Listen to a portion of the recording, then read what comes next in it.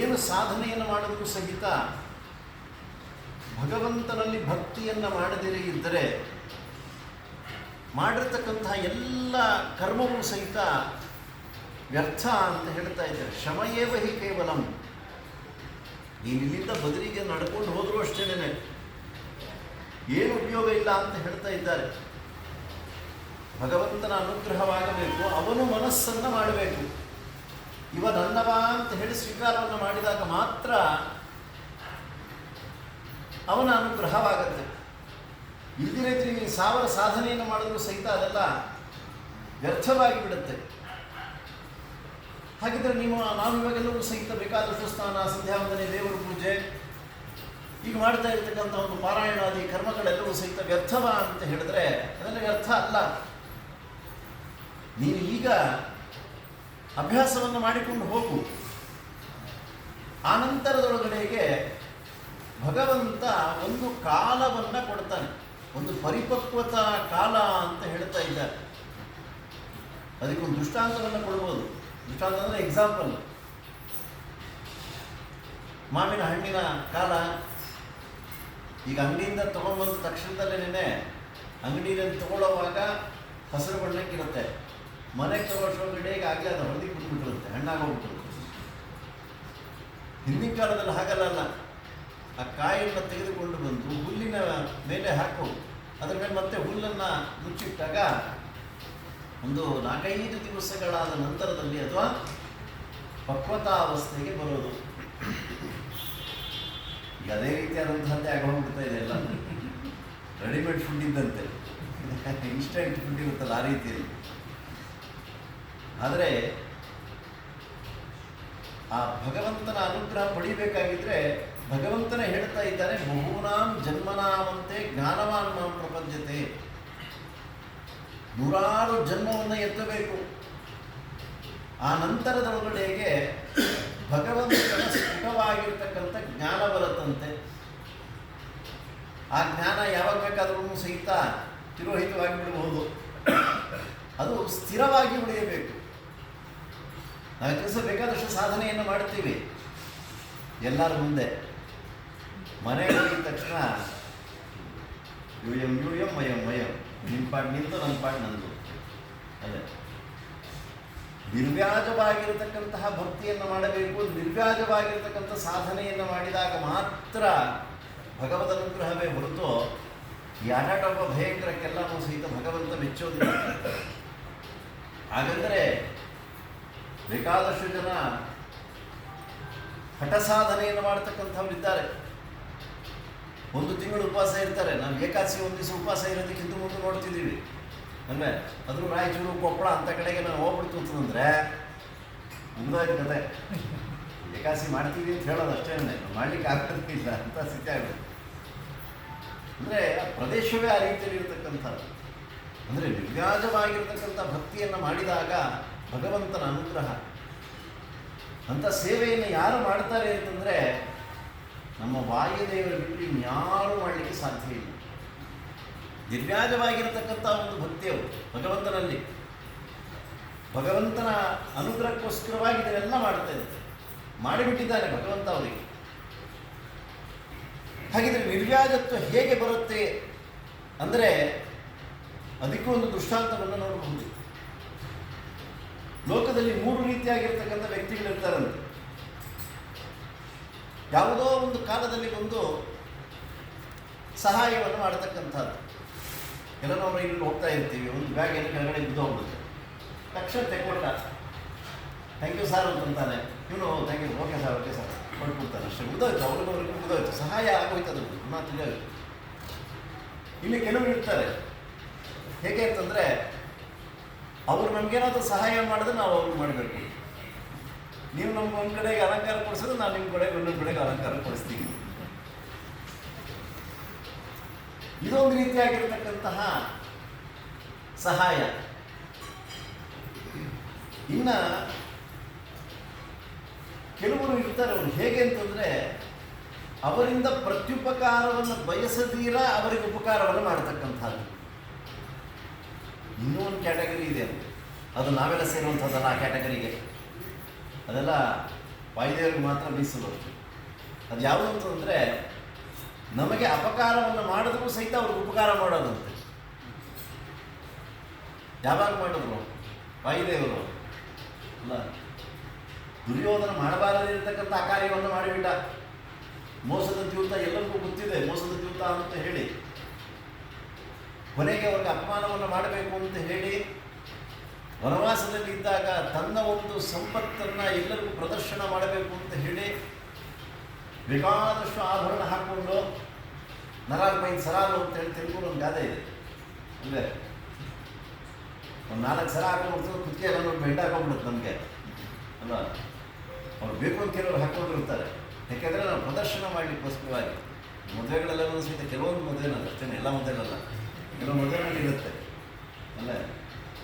ಎಲ್ಲ ಕಡೆ ಎಲ್ಲರಿಗೂ ಸಹಿತ ಇಸ್ಕೊಂಡು ಹಾಕೊಂಡ್ಬಿಟ್ಟಿರ್ತಾರೆ. ಇನ್ನು ಆರ್ಟಿಫಿಷಿಯಲ್ ಹಾಕೊಂಡ್ಬಿಟ್ಟಿರ್ತಾರೆ. ಹಾಗೆ ತಾನು ಅಹಂಕಾರವನ್ನು ಪ್ರದರ್ಶನವನ್ನು ಮಾಡಲಿಕ್ಕೋಸ್ಕರವಾಗಿಯೇ ವನವಾಸದಲ್ಲಿ ಇದ್ದಾಗ ಬಂದು ಪಾಂಡವರ ಮುಂದೆ ನೋಡಿ ನನ್ನ ಸಂಪತ್ತು ಹೇಗಿದೆ, ಎಷ್ಟು ವೃತ್ತಿಯನ್ನು ಇಟ್ಕೊಂಡಿದ್ದೀನಿ ಅಂತ ಹೇಳೆಲ್ಲ ತೋರಿಸಿದ. ಅಪಕಾರವನ್ನು ಮಾಡಿದ್ದಾನೆ. ಕೊನೆಗೆ ಒಬ್ಬ ಗಂಧರ್ವರ ಕೈಯಲ್ಲಿ ಸಿಕ್ಕಾಕೊಂಡು ಕೈಕಾಲು ಮುಗಿಸ್ಕೊಳ್ಳುವಂಥ ಅವಸ್ಥೆ ಬಂತು. ಕೈಕಾಲು ಮುಗಿಸ್ಕೊಳ್ಳೋದಲ್ಲ, ಕೈಕಾಲು ಮುಗಿದುಬಿಟ್ರು.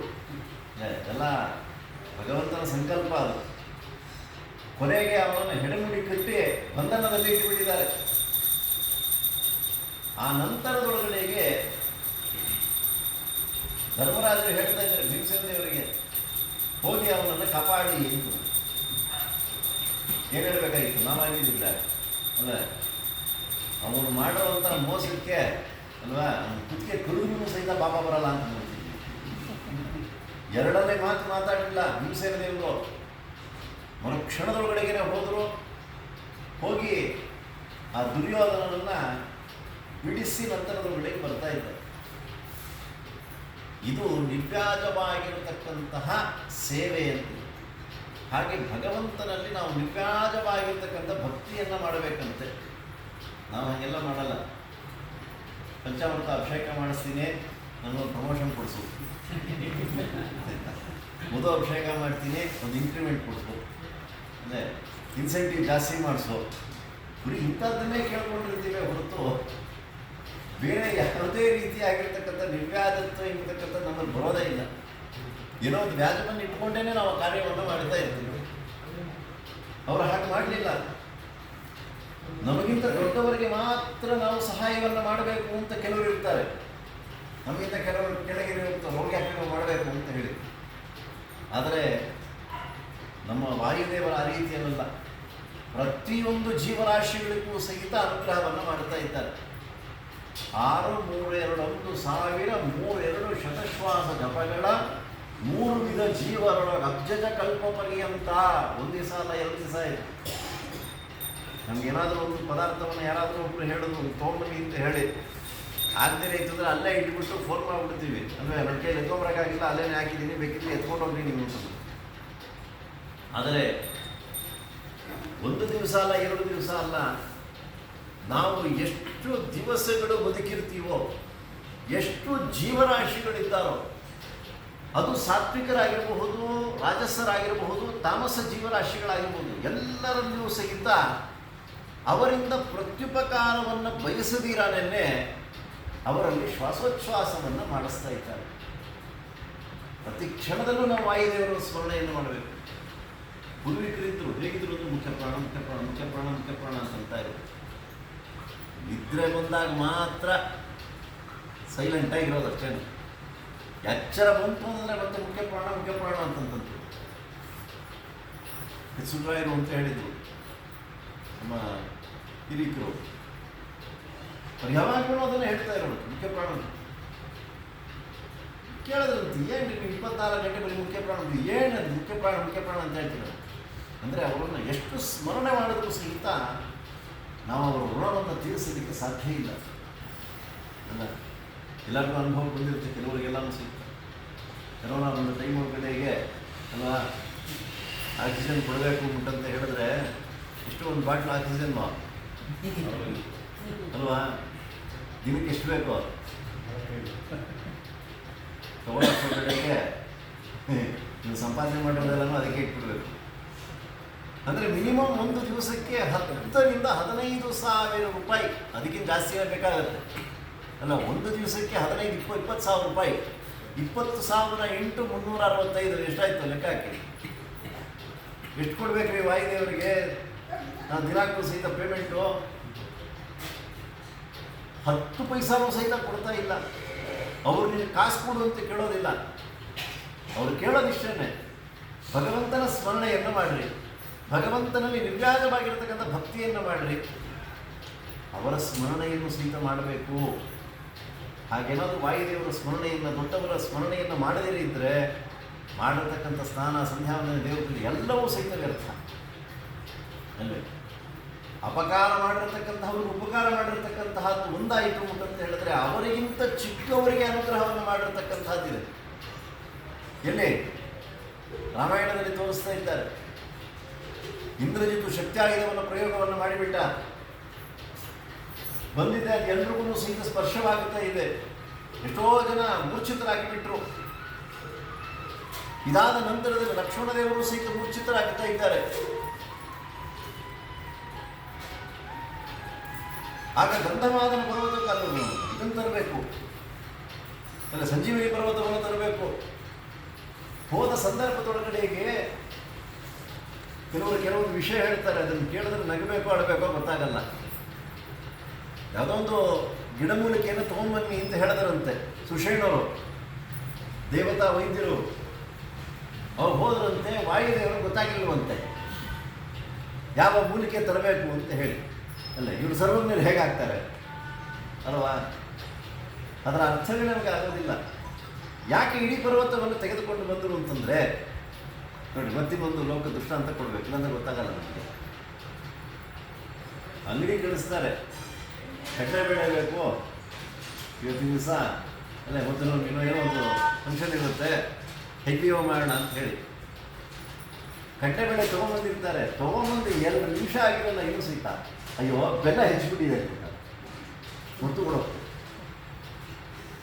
ಅದಕ್ಕೆ ಜಾಕಾಯಿ, ಜಾಪತ್ರೆ, ಯಾಲಕ್ಕಿ ಪುಡಿಬೇಕು ಮತ್ತು ಇನ್ನೊಂದ್ಸಲಿ ಕಳಿಸ್ತಾರೆ. ನಮ್ಮ ಜನ ಎಂಥವ್ರು ಅಂತಂದರೆ, ಒಂದು ಸಲ ಒಂದು ಕೆಲಸ ಸರಿಯಾಗಿ ಹೇಳೋದಿಲ್ಲ, 20 ಸಲ ಓಡಾಡ್ತಾ ಇರ್ತಾರೆ. ನಮ್ಮ ವಾಯುದೇವರು ಸರ್ವಜ್ಞರಾದ್ದರಿಂದ ನೀವು ಇದನ್ನು ಕೇಳಿದ್ರೆ ಇನ್ನೊಂದು ಕೇಳ್ತೀರಿ, ಇನ್ನೊಂದು ಕೇಳಿದ್ರೆ ಮತ್ತೊಂದು ಕೇಳ್ತೀರಾ ಅಂತ ಹೇಳಿ ಇಡೀ ಪರ್ವತನ ಎತ್ಕೊಂಡ್ಬಂದ್ಬಿಟ್ಟು. ಯಾರಿಗೋಸ್ಕರ? ಅವರಿಗಿಂತ ಚಿಕ್ಕವರಾಗಿರ್ತಕ್ಕಂತಹ ಅವರಿಗೋಸ್ಕರವಾಗಿ ತರ್ತಾ ಇದ್ದಾರೆ. ಅಂದರೆ ಬರೀ ನಮ್ಮ ವಯೋ ಸಮಾನರಿಗೆ ಮಾತ್ರ ಅನುಕೂಲ ಮಾಡಬೇಕು, ಸಹಾಯ ಮಾಡಬೇಕು ಅಂತ ಹೇಳಲ್ಲ. ತಾರತಮ್ಯದಲ್ಲಿ ಎಷ್ಟು ಕೆಳಗಡೆಗಿದ್ದಾನೆ ಈ ಜೀವಿ ಲೆಕ್ಕವೇ ಇಲ್ಲ, ನೆಗ್ಲಿಜಬಲ್ ಅವನು. ವಾಯುದೇವರ ಒಂದು ತತ್ವವನ್ನು ತಿಳಿದಾಗ ಈ ಜೀವಿ ಯಾವುದೋ ಮೂಲದಲ್ಲಿರತಕ್ಕಂಥ ಒಂದು ಹುಳು ಇದ್ದಂತೆ ಅಷ್ಟೇ. ಆದರೂ ಸಹಿತ ಅವರ ಎಲ್ಲರಿಗೂ ಸಹಿತ ಅನುಗ್ರಹವನ್ನು ಮಾಡಲಿಕ್ಕೋಸ್ಕರವಾಗಿಯೇ ಆ ವಾಯುದೇವರು ಆ ಸಂಜೀವಿನಿ ಪರ್ವತವನ್ನು ತೆಗೆದುಕೊಂಡು ಬರ್ತಾ ಇದ್ದಾರೆ. ತೆಗೆದುಕೊಂಡು ಬರುವಂತಹ ಸಂದರ್ಭದೊಳಗಡೆಗೆ ಕೆಲವರು ಅದರ ವಾಸನೆ ನೋಡ್ತಾ ಇದ್ದಂತೆಯೇ ಎದ್ದುಕೊಂಡ್ಬಿಡುತ್ತೆ. ನೋಡಿ, ಅಂತಹ ಒಂದು ಸಾಮರ್ಥ್ಯ ಅದಕ್ಕೆ. ಕೆಲವು ಔಷಧಿಗಳಿರುತ್ತೆ, ಕೆಲವು ವೈದ್ಯರ ಹತ್ರಕ್ಕೆ ಹೋಯ್ತು ಅಂದರೆ ಇನ್ನು 5 ವರ್ಷ ಹೋದ್ರೂ ಸಹಿತ ಒಂದು ನೆಗಡಿನೂ ಹೋಗಲ್ಲ ಅಂತ ಹಣೆ ಬರ ಇರುತ್ತೆ. ಕೆಲವರು ಎಂಥ ದೊಡ್ಡ ದೊಡ್ಡ ರೋಗಗಳಿರುತ್ತೆ ನೋಡ್ರಿ, ಅದೇನೋ ಅವ್ರ ಹತ್ರಕ್ಕೆ ಹೋಗಿದ್ವಿ, ಏನೋ ಒಂದು 100 ರೂಪಾಯಿ 150 ರೂಪಾಯಿ ಒಂದು ಮಾತ್ರೆ ಕೊಟ್ಟು ಒಂದು ವಾರ ತೊಗೊಂಡ್ವಿ, ಎಂಥ ರೋಗ ಗೊತ್ತಾ, ಹೋಗೋದಿಲ್ಲ ಅಂತ ನೋಡಿ ಹೊರಟಾಯ್ತು. ಯಾವುದರಿಂದ ಬಂದಿದ್ದದೋ ಆ ವೈದ್ಯನ ಕೈಗುಣದಿಂದ ಬಂದಂತಹದ್ದು. ಹಾಗೆಯೇ ಆ ಸಂಜೀವಿನಿ ಪರ್ವತವನ್ನು ತೆಗೆದುಕೊಂಡು ಬರ್ತಾ ಇದ್ರೇ ಎಷ್ಟೋ ಜನ ಎಚ್ಚರವಾಗ್ಬಿಟ್ರಂತೆ. ನಂತರದಲ್ಲಿ ಯಾವ ಔಷಧಿ ಬೇಕು ಅದನ್ನು ತೊಗೊಂಡ್ರು, ಆರಿದ್ರು, ಅವರಿಗೆ ಕೊಡ್ತಾ ಇದ್ದಾರೆ, ಉಪಚಾರವನ್ನು ಮಾಡ್ತಾ ಇದ್ದಾರೆ. ಮಾಡಿದ ನಂತರದೊಳಗೆ ಅದನ್ನು ತೊಗೊಂಡು ಹೋಗಿ ಇಡಬೇಕು. ಹೇಗಿಡಬೇಕು ಅಂತಂದರೆ ನಿಂತ್ಕೊಂಡಿದ್ದಾರೆ, ಅಲ್ಲೇ ಒಂದ್ಸಲಿ ಎಸದ್ರಂತೆ. ಅಲ್ಲ, ನಾವು ಅಷ್ಟೇ ನಮ್ಮ ಹುಡುಗರಿಗೆ ಹೇಳ್ತೀವಿ ಅಲ್ಲ, ಒಂದು ಮಡ್ಕೊಂಚ ತೊಗೊಂಬಾರೋ, ಸ್ನಾನಕ್ಕೆ ಹೋಗಬೇಕು ಅಂತ. ಸರಿ, ಅಲ್ಲೇ ಒಂದು ಗೊತ್ತೇ ಇದೆ, ಅವನು ಅಲ್ಲಿಂದ ತೊಗೊಂಬರ್ತಾನೆ ಹೋಗಿ, ಇವ್ರು ಇಲ್ಲೇ ಇರೋದು ಉಟ್ಕೊಳ್ತಾನೆ. ಇಲ್ಲೇ ಇದೆ ಬಿಡು ಗೊತ್ತೇ ಬಂತು, ಅದನ್ನ ಯಾಕೆ ಒತ್ತೆ ಮಾಡಬೇಕು, ತೊಗೊಂಡು ಅಲ್ಲೇ ಇಟ್ಬಿಡು ಅಂತಂದರೆ ಜಪ್ಪಯ್ಯ ಅಂದ್ರೂ ಸಹಿತ ಅವನು ಹೋಗಿ ಇಡೋದಿಲ್ಲ. ಏನು ಮಾಡ್ತಾನೆ? ಎಸ್ದ ಅಂತಂದರೆ ಅದು ಬೀರು ಒಳಗಡೆ ಎಲ್ಲ ಬೀರು ಮೇಲೆ ಹೊಟ್ಟೋಗಿರುತ್ತೆ. ಅಲ್ಲಿ ಹಿಂದ್ಗಡೆ ಜಾಗ ಇತ್ತು ಅಂದರೆ ಅಲ್ಲೂ ಹೊಟ್ಟೋಗ್ಬಿಟ್ಟಿರುತ್ತೆ. ಹೇಳಿಕಾರೆ ಇಂತಹ ಸ್ಥಿತಿ.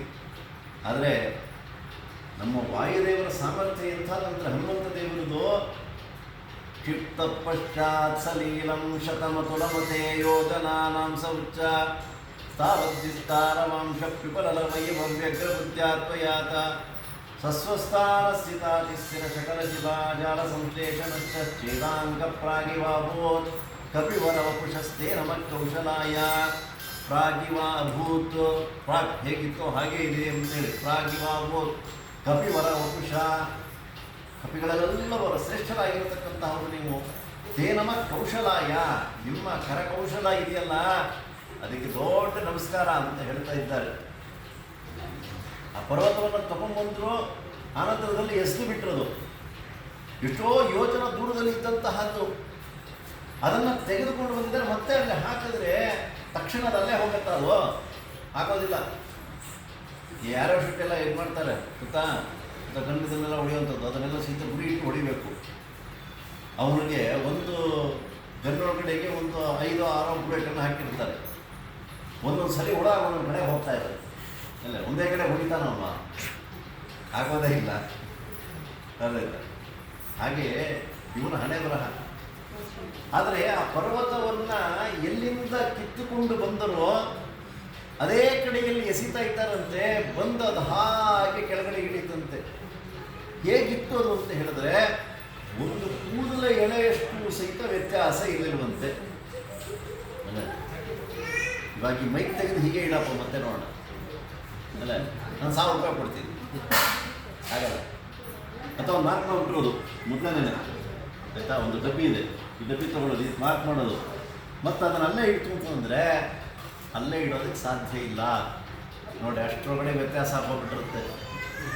ನಮ್ಮ ವಾಯುದೇವರದು ಹಾಗಲ್ಲ. ಕ್ಷಿಪ್ತ ಪಶ್ಚಾತ್ ಸಲೀಲಂ ಶತಮತುಲ ಮತ್ತೆ 100 ಯೋಜನ ದೂರದಲ್ಲಿರ್ತಕ್ಕಂತಹದ್ದು, ಬಹಳ ಭಾರದಿಂದ ಇರುವಂತಹದ್ದು. ಶಾರ್ಟ್ಕಟ್ ಎಸಿತಾರಲ್ಲ ಅಂಥವರೆಲ್ಲ ಈ ಕಥೆನೇನೋ ಸಹಿತ ಜ್ಞಾಪಿಸ್ಕೊಳ್ತು ಅಂದರೆ ಅವ್ರಿಗೆ ಶಕ್ತಿ ಬರುತ್ತೆ. ಅದೇನು ಹೇಳ್ಕೊಡೋದೇ ಇಲ್ಲ. ಅಲ್ಲ ಪ್ರಾಕ್ಟೀಸ್ ಮಾಡು ಬಾಯಿ ಸುದ್ದಿ ಹೇಳ್ಕೊಡಲ್ಲ. ಅಲ್ಲೇ ಇವನಲ್ಲೆಲ್ಲ ಒಂದು ಕಡೆ ಬೌಂಡ್ರಿ ಇರುತ್ತೆ, ಅಲ್ಲಿಗೆ ಎಸೆದ್ಬಿಟ್ಟು ಯಾವನ ಇರ್ತಾನೆ ನಮ್ಮ ರೆಫ್ರಿ ಅವನ ತಲೆ ಮೇಲೆ ತಾಕಿರ್ತಾನೆ. ಎಲ್ಲ ನೋಡಿರ್ತೀರ ನೀವೆಲ್ಲನೂ ಸಹಿತ ಫೇಸ್ಬುಕ್ಗಳಲ್ಲಿ ಅಲ್ವಾ. ಶತಮತುಲಮತೆ ಯೋಜನಾನಾಂ ಸಂಚ ತಾವತ್ ವಿಸ್ತಾರವಾಂಶ ಪಿಪಲಲವೈವ ವ್ಯಗ್ರಬುದ್ಧ್ಯಾತ್ವಯಾತಃ ಸಸ್ವಸ್ಥಾನಸ್ಥಿತಾತಿ ಸ್ಥಿರಶಕಲಶಿಲ ಜಾಲ ಸಂಶ್ಲೇಷಣಶ್ಚ ಛೇದಾಂಕ ಪ್ರಾಗಿವಾಭೂತ್ ಹಿಂದೆ ಹೇಗಿತ್ತೋ ಹಾಗೆ ಆಗ್ತಾ ಇದೆಯಂತೆ. ತೇನಮ ಕೌಶಲಾಯ ಅದು ಒಂದು ಕೂದಲ ಎಳೆಯಷ್ಟು ಸಹಿತ, ಕೂದಲ ಎಳೆಯೂ ಸಹಿತ ಸ್ವಲ್ಪ ಜಾಸ್ತಿ ಆಗ್ಬೋದೇನೋ ಅಲ್ಲೇ. ಈಗ 1 mm ಅಂತ ಹೇಳಂತ ಗೊತ್ತಾ, ಅಷ್ಟೂ ಸಹಿತ ವ್ಯತ್ಯಾಸವಿಲ್ಲದಿರನೇ ಆ ಪರ್ವತ ಬಂದು ಕೂತ್ಕೊಳ್ತೀವಿ. ನಾವು ಮಾಡ್ತೀವಿ ಹಾಗೆ. ದಿನಾಗ್ಲೂ ಬೆಳಗ್ಗೆ 5 ಗಂಟೆಗೆ ಹೇಳಬೇಕು ಅಂತ ಹೇಳಿ ಅಲಾರಾಮ್ ಇಟ್ಕೊಂಡಿರ್ತೀವಿ. ಕರೆಕ್ಟಾಗಿ 5 ಗಂಟೆಗೆ ಹೇಳ್ತೀವ ನಾವು, ಇಲ್ಲ ಬೇಗ ಎದ್ದಿರ್ತಾನೆ, ಇಲ್ಲ ಅಂತಂದರೆ ಲೇಟಾಗಿರುತ್ತೆ. ದಿನಾಗೂ ಅರ್ಧ ಇಟ್ಕೊಡ್ತೀಯಲ್ಲಪ್ಪ, ಒಂದು ದಿವಸ ಇಟ್ಕೊಂಡಂತ ಇನ್ನೊಂದು ದಿವಸ ಇಟ್ಕೊಡ್ತೀಯ ನೀವು, ಅಲ್ಲೇ ಒಂದು ದಿವಸ ಹಿಂಗೆ ಹೋಗಿರುತ್ತೆ, ಒಂದು ದಿವಸ ಹೀಗೆ ಹೋಗಿರುತ್ತೆ. ನೋಡಿ ನಮ್ಗೆ ಅದಾಗೋದೇ ಇಲ್ಲ. ಆದರೆ ನಮ್ಮ ವಾಯುದೇವರ ಸಾಮರ್ಥ್ಯ ಹೇಗೆ ಅಂತಂದರೆ ಆ ಪದಾರ್ಥ ಎಲ್ಲಿ ಹೋಗಿತ್ತು ಅದನ್ನು ಹಾಗೆ ಅಲ್ಲೇ ಇಡ್ತಾ ಇದ್ದಾರೆ, ಒಂದು ಚೂರು ವ್ಯತ್ಯಾಸ ಇಲ್ಲ. ಇದನ್ನು ನಮ್ಮ ಜೀವನದಲ್ಲಿ ನಾವು ಕತ್ಕೋಬೇಕು. ಅರ್ಥಾಯ್ತಾ? ಯಾವ ಪದಾರ್ಥವನ್ನು ಎಲ್ಲಿಂದ ತೆಗೆದಿರ್ತೀವೋ ಅದನ್ನು ಮತ್ತೆ ಅಲ್ಲೇ ಇಡಬೇಕು. ಏನಾದರೂ ಹಿಡಿದಿರೇ ಇತ್ತು ಅಂದರೆ ನೋಡಿ, ಹಿಂದಿನ ಕಾಲದೊಳಗಡೆ ಎಲ್ಲ ಸಹಿತ, ಈಗಾದ್ರೇನೋ ಪರವಾಗಿಲ್ಲ, ಎಲ್ಲ ಪವರ್ ಕಟ್ ಆಗೋದೆಲ್ಲ ಕಡಿಮೆ. ಹಿಂದಿನ ಕಾಲದಲ್ಲೆಲ್ಲ ಆಗಲ್ಲ, ಒಳ್ಳೆ ರಾತ್ರಿ 8 ಗಂಟೆ 8:30 ಅಲ್ಲೇ ಇದ್ದಿದ್ದಂತೆಯೇ ಪವರ್ ಕಟ್ ಆಗೋಗ್ಬಿಡೋದು. ಎಲ್ಲೋ ಒಂದು ಕಡೆಯಲ್ಲಿ ಒಂದು ಮೊಂಬತ್ತಿನೋ ಏನೋ ಒಂದು ಇಟ್ಟರೋರು, ಗೊತ್ತಾಯ್ತಾ? ಆದರೆ ಅದನ್ನು ಇಟ್ಟಿದ್ರೆ ಬಚಾವು, ಅದೇನೋ ಹಿಡಿದೇ ಇತ್ತು ಅಂತಂದ್ರೆ ಏನಾಗತ್ತೆ? ಹುಡುಕಾಡಿ ಕೊನೆಗೆ ಮನೆಯವರ ಮೇಲೆಲ್ಲರೂ ಸಹಿತ ಕೂಗಾಟ ಪ್ರಾರಂಭವಾಗಿದೆ. ನೋಡ್ರಿ, ನಮ್ಮ ಹನುಮಂತ ದೇವರು ಇದನ್ನೂ ಸಹಿತ ತೋರಿಸ್ತಾ ಇದ್ದಾರೆ. ಸಂಸಾರದಲ್ಲಿ ನಾವು ಹೇಗಿರಬೇಕು ಅನ್ನುವಂಥದ್ದು, ಯಾವ ಪದಾರ್ಥವನ್ನು ಎಲ್ಲಿಂದ ತೊಗೊಳ್ತೀವೋ ಅದನ್ನು ಮತ್ತೆ ಅಲ್ಲೇ ಇಡಬೇಕು. ಅದೇನಾದರೂ ಸಹಿತ ವ್ಯತ್ಯಾಸವನ್ನು ಮಾಡ್ಕೊಂಡ್ಬಿಟ್ಟಂತ ಹೇಳಿದ್ರೆ ಅಲ್ಲೇ ಎಲ್ಲವೂ ಸಹಿತ ಕಲ್ಲೋಲ ಆಗೋಗ್ಬೇಕು. ಅದರಿಂದ ನಮ್ಮ ವಾಯುದೇವರ ತಿಳಿಸ್ತಕ್ಕಂತಹ ಒಂದು ಗುಣ ಎಂತಹದ್ದು ಅಂತ ಹೇಳಿದ್ರೆ ಯಾವ ಪ್ರಕಾರವಾಗಿ ನಮ್ಮ ಒಂದು ಸಾಧನೆ ಇರಬೇಕೋ ಅದೇ ರೀತಿಯಲ್ಲಿ ಮಾಡಬೇಕು. ಅಲ್ಲೇ ಹೆಚ್ಚಿಗೆನೂ ಮಾಡಲಿಕ್ಕೆ ಹೋಗಬಾರ್ದು, ಕಡಿಮೆನೂ ಮಾಡಲಿಕ್ಕೆ ಹೋಗಬಾರ್ದು. ಈ ಪ್ರಕಾರವಾಗಿ ವಾಯುದೇವರು ತಮ್ಮ ವಿಶಿಷ್ಟವಾಗಿರ್ತಕ್ಕಂತಹ ಮಹಿಮೆಯನ್ನು ಅನೇಕ ರೀತಿಯಲ್ಲಿ ತಿಳಿಸತಕ್ಕಂತಹವರಾಗಿ ಆಗುತ್ತಾ ಇದ್ದಾರೆ. ಇಂತಹ ಯಾವ ವಾಯುದೇವರ ಸನ್ನಿಧಾನಯುಕ್ತವಾಗಿರ್ತಕ್ಕಂತಹದ್ದು ಅನೇಕ ಕ್ಷೇತ್ರಗಳಿಗೆಲ್ಲ ಹೋಗಿ ನಾವೆಲ್ಲ ಮಾಡಿಕೊಂಡು ಬಂದಿದ್ದೀವಿ. ಆದರೆ ಈ ಕ್ಷೇತ್ರ ಇದೆಯಲ್ಲ ಅತ್ಯಂತ ವಿಶಿಷ್ಟವಾಗಿರ್ತಕ್ಕಂತಹ ಒಂದು ಕ್ಷೇತ್ರ ಅಂತ ಹೇಳ್ತಾರೆ. ರಾಜರಾಜ ಸಾರ್ವಭೌಮರು ತೀರ್ಥ ಪ್ರಬಂಧದಲ್ಲಿ ಅನೇಕ ಕ್ಷೇತ್ರವನ್ನು ವರ್ಣನೆಯನ್ನು ಮಾಡಿದ್ದಾರೆ. ಆದರೆ ಈ ಒಂದು ಕ್ಷೇತ್ರ ಹೇಗಿದೆ ಅಂತಂದರೆ ಹರಿಹರರು ಇಬ್ಬರೂ ಸಹಿತ ಏಕತ್ರದಲ್ಲಿ ಇರತಕ್ಕಂತಹದ್ದು. ಇಂಥ ಸ್ಥಳವನ್ನು ನೀವೆಲ್ಲೂ ಸಹಿತ ನೋಡಲಿಕ್ಕೆ ಸಾಧ್ಯ ಇಲ್ಲ. ಇದು ಬಿಡ್ತು ಅಂದರೆ ಈಗ ಶಂಕರನಾರಾಯಣ ಅಂತ ಹೇಳಿದ್ರು. ಉಡುಪಿಯಿಂದ ಕುಂದಾಪುರಕ್ಕೆ ಹೋಗಬೇಕು, ಕುಂದಾಪುರದಿಂದ ಸುಮಾರು 40-45 ಕಿಲೋಮೀಟರ್ಗಳಾಗುತ್ತೆ ಶಂಕರನಾರಾಯಣ ಅಂತ ಹೇಳಿ. ಅಲ್ಲಿ ವಿಶೇಷವಾಗಿರ್ತಕ್ಕಂತಹ ಒಂದು ಆ ರುದ್ರದೇವರ ಹಾಗೂ ಭಗವಂತನ ಒಂದು ಸನ್ನಿಧಾನ. ಇಲ್ಲೂ ಸಹಿತ ಭಗವಂತ ನೆಲೆಸಿದ್ದಾನೆ. ಹೇಗಿದ್ದಾರೆ ಅಂತಂತ ಹೇಳಿದ್ರೆ ಯಥಾ ಅರ್ಧನಾರೀಶ್ವರ. ಆ ಅರ್ಧನಾರೀಶ್ವರ ಎಂಬತಕ್ಕಂತಹ ರೂಪ ಬಂತಲ್ಲ, ಅದು ಎಲ್ಲಿ ಬಂದಂಥದ್ದು? ಮೊದಲು ಭಗವಂತ ತೋರಿಸಿದ ಆ ರೂಪವನ್ನು ಚಿಂತನೆಯನ್ನು ಮಾಡಿದ್ದಕ್ಕೋಸ್ಕರವಾಗಿಯೇ ರುದ್ರದೇವರು ಆ ರೀತಿಯಾಗಿರ್ತಕ್ಕಂಥ ಗುಣವನ್ನು ಪಡೀತಾ ಇದ್ದಾರೆ. ನಮ್ಮಲ್ಲೆಲ್ಲ ಉಪಾಸನಾ ಕ್ರಮಕ್ಕೆ ಬಹಳ ಪ್ರಾಧಾನ್ಯತೆಯನ್ನು ಕೊಟ್ಟಿದ್ದಾರೆ. ಗಣಪತಿ ಎಂಬತಕ್ಕಂತಹ ಒಂದು ಜೀವಿಯನ್ನು ಪಾರ್ವತಿ ದೇವರು ಸೃಷ್ಟಿಯನ್ನು ಮಾಡಿದರು. ಮನುಷ್ಯನ ಮುಖದ ಆಕಾರ, ಆದರೆ ಅವರು ಚಿಂತನೆ ಮಾಡ್ತಾ ಇದ್ದಂಥ ಭಗವಂತನ ರೂಪವೇ ಬೇರೆ. ಉಪನಿಷತ್ತಿನಲ್ಲಿ ಅದನ್ನೆಲ್ಲ ತಿಳಿಸ್ತಾ ಇದ್ದಾರೆ. ನೀ ಏನೇನು ರೂಪ ಅಥವಾ ಗುಣವನ್ನು ಚಿಂತನೆ ಮಾಡ್ತೀಯೋ ಆ ಗುಣ ನಿನಗೆ ಬರುತ್ತೆ ಅಂತ ಹೇಳಿ. ಆದ್ದರಿಂದ ಅಲ್ಲಿ ವಿಶ್ವನಾಮಕ ಭಗವಂತನನ್ನು ಚಿಂತನೆಯನ್ನು ಮಾಡ್ತಾ ಇದ್ದು. ಆ ಭಗವಂತನಿಗೆ 19 ಶಿರಸ್ಸು, ಅದರಲ್ಲಿ ಮಧ್ಯದ ಶಿರಸ್ಸು ಇದೆಯಲ್ಲ ಅದು ಆನೆಯ ಮುಖ ಅಂತ, ಅದನ್ನು ಚಿಂತನೆ ಮಾಡ್ತಾ ಇದ್ರು. ಆ ಚಿಂತನೆಯನ್ನು ಮಾಡ್ತಾ ಇದ್ದಿದ್ದಕ್ಕೋಸ್ಕರವಾಗಿಯೇ ಅವರಿಗೆ ಯಾವ ಮುಖ ಬರಬೇಕಾಗಿತ್ತೋ ಆನೆಯ ಮುಖ ಬರಬೇಕಾಗಿತ್ತು. ನೋಡಿದ್ರೆ ಇಲ್ಲಿ ಏನು ಮಾಡೋದು, ಪಾರ್ವತಿ ದೇವಿಗಳು ಮನುಷ್ಯನ ಮುಖವನ್ನು ಮಾಡಿದ್ರು. ವ್ಯತ್ಯಾಸವಾಯಿತು. ಅದಕ್ಕೆ ರುದ್ರದೇವರು ನೋಡಿದ್ರು, ಅವರಿಗಿಂತ ತಾರತಮ್ಯದಲ್ಲಿ ದೊಡ್ಡವರು, ಪಾರ್ವತಿ ದೇವಿರಿಗಿಂತಲೂ ಸಹಿತ ಈ ಒಂದು ಮುಖ ಸರಿ ಇಲ್ಲ ಅಂತಂದ್ರು. ಕುತ್ತಿಗೆ ಅಂತ ತೆಗೆದ್ರು, ಪಕ್ಕಾಗಿದ್ರು. ಆ ನಂತರದ ಕಡೆಗೆ ಭಗವಂತ ಬಂದು ಆ ಒಂದು ಆನೆಯ ಕುತ್ತಿಗೆಯನ್ನು ಕತ್ತರಿಸಿಕೊಂಡು ಬಂದು ಅದನ್ನು ಅವರಿಗೆ ಕರೆದು ತಮ್ಮ ಒಂದು ಶಿರಸ್ಸನ್ನು ಮತ್ತು ರುಂಡಮುಂಡವನ್ನು ಸೇರಿಸಿ ಭಗವಂತನ ಅಮೃತ ಹಸ್ತದ ಸ್ಪರ್ಶವಾಯಿತು. ಆ ನಂತರದೊಳಗಡೆಗೆ ಗಣಪತಿ, ಗಜಾನನ, ಗಜಮುಖ ಇತ್ಯಾದಿ ಹೆಸರುಗಳನ್ನು ಪ್ರಖ್ಯಾತರಾಗುತ್ತಾ ಇದ್ದಾರೆ. ಹೀಗೆಲ್ಲವೂ ಸಹಿತ ಉಪಾಸನಾ ಕ್ರಮ. ಹಾಗೆ ಆ ಭಗವಂತನ ರೂಪವನ್ನು ಚಿಂತನೆಯನ್ನು ಮಾಡಿದ್ದರಿಂದ ಆ ರುದ್ರದೇವರು ಅರ್ಧನಾರೀಶ್ವರ ರೂಪವನ್ನು ಸ್ವೀಕಾರವನ್ನು ಮಾಡಿದರು. ಅದನ್ನು ಮೊದಲು ಎಲ್ಲಿ ತೋರಿಸೋದು ಅಂತ ಹೇಳಿದ್ರೆ ಸಾಕ್ಷಾತ್ ಭಗವಂತನಿಗೆ ತೋರಿಸ್ತಾ ಇದ್ದಾರೆ. ಅಂತಹ ದಿವ್ಯವಾಗಿರತಕ್ಕಂತಹ ಒಂದು ಸನ್ನಿಧಾನ ಇದು. ಆ ಹರಿಹರೇಶ್ವರ ಕ್ಷೇತ್ರ ಅಂತ ಹೇಳಿ ಕರೆಸಿಕೊಳ್ತಾ ಇದೆ. ತುಂಗಭದ್ರಾ ನದಿಯ ತೀರದಲ್ಲೇ ಇರತಕ್ಕಂತಹದ್ದು. ತುಂಗಭದ್ರೇತಿ ವಿಖ್ಯಾತ ಸ್ನಾತಾನಾಂ ಭದ್ರದಾಯಿನಿ ಅಂತಂತಾರೆ ವಾದರಾಜರು. ಆ ತುಂಗಭದ್ರಾ ಎಂಬತಕ್ಕಂಥ ಒಂದು ನದಿ ಇದೆಯಲ್ಲ, ಅದು ಸ್ನಾತಾನಾಂ ಭದ್ರದಾಯಿನಿ ಅಂತಂತಾರೆ.